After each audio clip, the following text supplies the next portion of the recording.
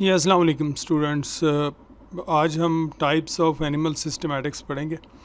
Animal systematics हम पहले भी देख चुके हैं कि जो एवोल्यूशनरी लीनिएजेस हैं उनको हम देखते हैं जब हम टेक्सोनोमी की स्टडी कर रहे होते हैं। सिस्टमैटिक्स या एनिमल्स की एवोल्यूशनरी लीनिएज देखने के बहुत सारे तरीके हैं और उन्हीं की बेसिस के ऊपर तीन स्कूल ऑफ थॉट बन गए। अबाउट 3 स्कूल ऑफ थॉट्स हैं एवोल्यूशनरी सिस्टमैटिक्स के और एनिमल सिस्टमैटिक्स के। इसमें जो नंबर 1 है वो एवोल्यूशनरी सिस्टमैटिक्स है। जो ट्रेडिशनल अप्रोच है इसमें हम जनरली फॉसिल स्टडी करते हैं और उनको बेस के ऊपर हम एनिमल्स की ग्रुपिंग कर देते हैं। दूसरा जो है वो न्यूमेरिकल टेक्सोनॉमी है और न्यूमेरिकल टेक्सोनॉमी में हम कंप्यूटर मॉडल्स इस्तेमाल करते हैं, मैथमेटिकल मॉडल्स इस्तेमाल करते हैं। उसके बाद फाइलोजेनेटिक सिस्टमैटिक्स है जो क्लैडिस्टिक्स कहते हैं, स्लाइटली डिटेल स्टडी है और इसमें फॉसिल्स ना सिर्फ हम उस ग्रुप के फॉसिल देखते हैं बल्कि आउट ग्रुप्स जो होते हैं उनके फॉसिल्स भी देखते हैं कि किसी जगह ये इन फॉसिल्स के साथ उनकी अटैचमेंट तो नहीं है। तो ये 3 स्कूल ऑफ थॉट्स हैं जो पाए जाते हैं आमतौर पे।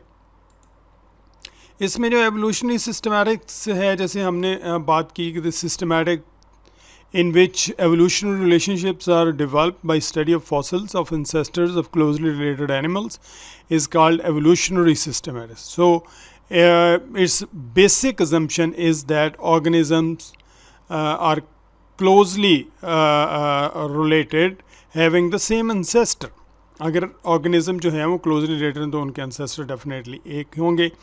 और इसमें 2 टर्म्स यूज़ की जाती हैं जिनको आपने याद रखना है। एक होमोलॉजीज़ है और एनालॉजीज़ हैं। ये 2 चीज़ों को देखा जाता है। होमोलॉजीज़ वो होती हैं जिसमें एनिमल्स के जो इंटरनल ऑर्गन्स हैं या इंटरनल स्ट्रक्चर है वो एक जैसी होती है लेकिन फंक्शन बिल्कुल डिफरेंट होते हैं।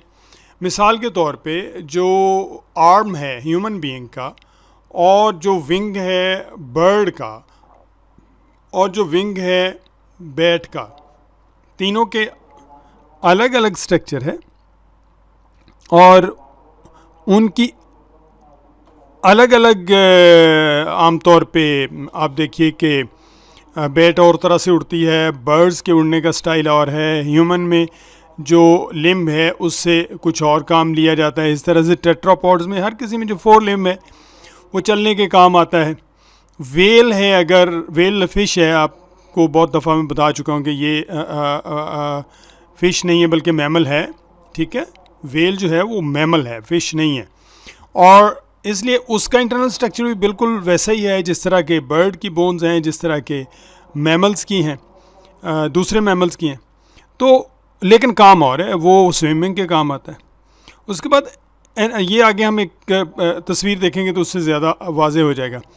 एनालॉजीज़ जो हैं, एनालॉजीज़ में सुपरफिशियली तो ऑर्गन आपस में मिलते हैं लेकिन आप देखिए कि इंटरनली उनकी स्ट्रक्चर बिल्कुल डिफरेंट है। इसकी एग्जांपल जो है वो आपके पास विंग ऑफ बर्ड है, ठीक है, और विंग ऑफ इंसेक्ट है। दोनों उड़ने के काम आते हैं लेकिन इंटरनली उनकी स्ट्रक्चर इंटायरली डिफरेंट है। एक वैसे ही वर्टिब्रेट है, दूसरा इनवर्टिब्रेट है। और जो विंग ऑफ बर्ड्स है उसके अंदर फेदर्स होते हैं, उसके अंदर बोन्स होती हैं, उसके अंदर मसल्स होते हैं और इंसेक्ट विंग के अंदर आपको पता है जस्ट केराटिनाइज स्ट्रक्चर है। Evolutionary systematics can be shown on phylogenetic tree and the organisms are grouped according to their evolutionary relationship in phylogenetic tree. Phylogenetic tree बनाया जाता है जैसे एक एंसेस्टर, जैसे होता है ना एक तना है उसकी फिर मुख्तलिफ शाखें बनती हैं, इस तरह एक एंसेस्टर उससे फिर जो जितने मुख्तलिफ ग्रुप निकलते जाते हैं तो हम शाखों की सूरत में उसको लिखते जाते हैं और इसको हम फाइलोजेनेटिक ट्री कहते हैं। कभी इसको हम डिटेल में भी मैं आपको जब पिक्चर आएगी तो वो आपको बता दूंगा। सो ये तस्वीर देखिए, इसमें ये ह्यूमन का विंग है, हाथ है, 4 लिम्ब है, ह्यूमन 4 लिम्ब है।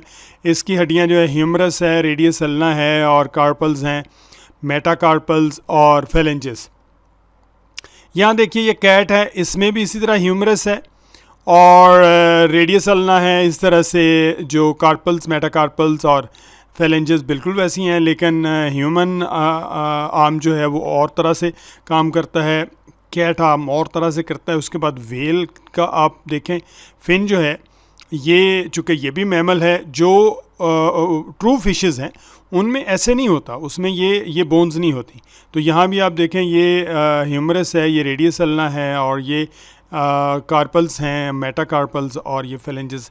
ये बैट है, इसमें आप देखिए कि जो बोन्स हैं वो बिल्कुल वैसी की वैसी हैं। तो ये सारे के 4 मैमल्स को हमने लिया, और चारों मैमल्स के अंदर जो बोन्स हैं वो एक जैसी हैं बिल्कुल, और वो मिलती जुलती हैं। सो इनको हम होमोलॉजीज़ कहते हैं, और इनसे पता चलता है कि इनके एंसेस्टर जो हैं वो एक हैं। और इसी तरीके से अगर हमने बात की थी बर्ड्स की, बर्ड्स भी चूँकि इमीडिएट रिलेटिव्स हैं मैमल्स के, रेप्टाइल से 2 ग्रुप निकले, एक बर्ड्स बन गया, एक जो मैमल्स में कन्वर्ट हो गया। तो उनकी बोन्स भी इंटरनल जो है वो बहुत हद तक मैमल से मिलती हैं, लेकिन इंसेक्ट की बोन तो बिल्कुल ही डिफरेंट होती हैं। तो ये कॉन्सेप्ट था होमोलॉजीज़ और एनोलॉजीज़ का। तो आम तौर पे जो एवोल्यूशनरी सिस्टमैटिक्स हैं वो इन होमोलॉजीज़ एंड एनोलॉजीज़ को ज़्यादा देखते हैं, और इंटरनल स्ट्रक्चर कैसे एक दूसरे से मिलती हैं, और एक्सटर्नली कैसे डिफरेंट, और एक्सटर्नली कैसे सिमिलर हैं, और इंटरनली कैसे डिफरेंट है। तो इनको कंसिडर करके एक ओवरऑल कॉन्सेप्ट डेवलप किया जाता है डिफरेंट ग्रुप्स का in the form of different taxa in animal classification और taxonomy. Thank you very much. Next 2 school of thought जो है हम नेक्स्ट टाइम डिस्कस करें।